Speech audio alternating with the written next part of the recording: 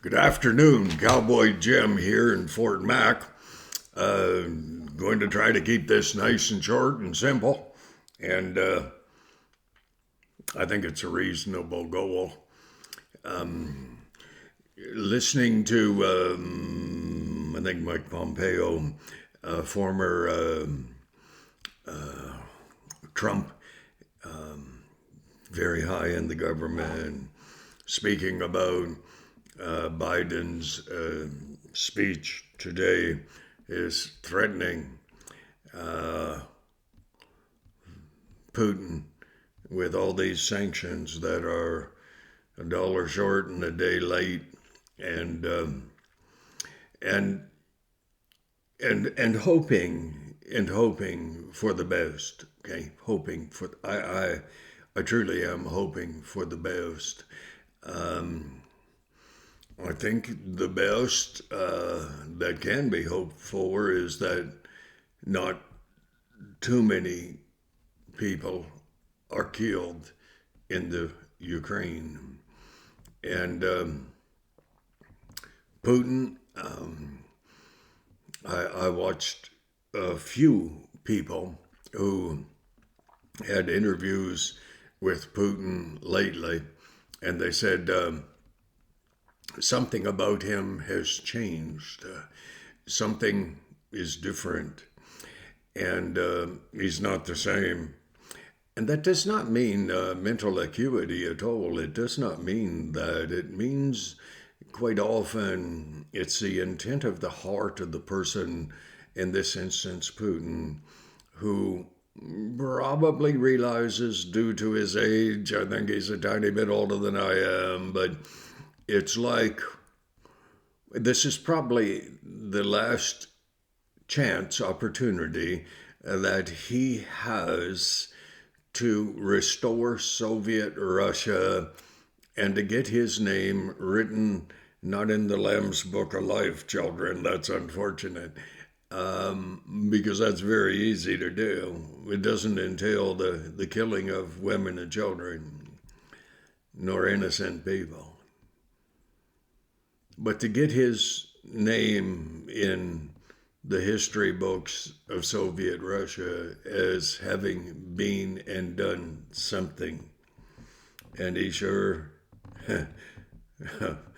has been and done something, and it's not that good. But nonetheless, that's his role and the history that he is writing.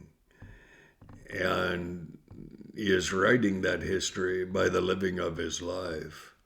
You and I, we are writing history.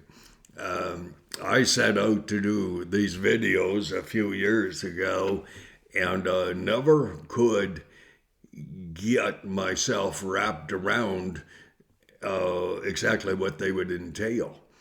And the more I thought on it, the more I realized that my greatest concern in life is that of the lives of abused children who I, I watched abuse when I was quite young. And and And so I have been concerned for years about abused children and the resultant ladies who grow up through that. I did meet one man who had enough guts to be honest, and he delineated very clearly for me the abuse that he experienced as a child, a very, very, very young child. And uh, I have taken it as far as I could.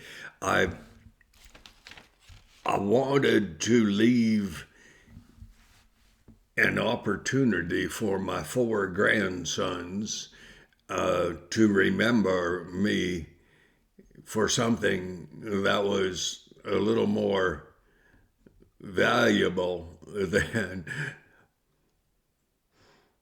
my one grandson asked me one week. He said, this was not that long ago. He said, Grandpa, you haven't beaten the hell out of anyone this week, have you? And I said, no. And I thought, that's what my grandsons are going to remember me for, standing up against wrong, against how some men treat women, some people treat children. And I wanted my grandsons to see beyond the action and to look at the justification. And so I've done everything in my power. 287, I think, or 88 videos so far. And I wanted my grandchildren to look at me and see into my eyes and see a reflection of my heart. What makes me tick? What is my motivation? What are those things about my life that put the fire in my eyes, gives me the spring to my step? And I have had the privilege and the honor of spending some time with my grandsons. I have 4 of them. And last time we got together, maybe one time before, I don't think it was last time, I think it was the time before that. And the 4 of us got together down at the ranch southwest of Calgary. It's now going. And we sat and we sang together, and my oldest grandson is a real singer. And next 2 grandsons, their mama was an opera singer, and she had a music store, quite a large one in Calgary. And so they could play anything and everything. I mean, literally everything and anything, and sing too. And left was my grandson Boomer, and he is a hunter and a fisherman, and he's kind of into horses too. He's a hunting guide in the mountains at 18, 19, and I don't know where he's going to work this year, but he is kind of like me. I tried diligently to sing, and I can't. And but I never let not being able to do something interfere with my trying.